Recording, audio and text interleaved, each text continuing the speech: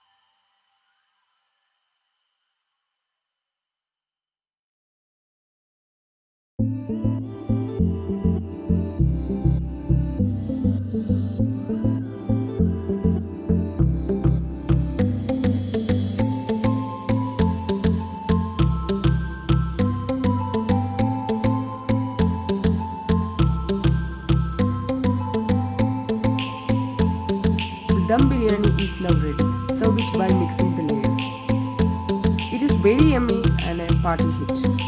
If you like this video, please share it with your friends and family. Thank you so much for watching Suboos Cafe, where happiness is homemade.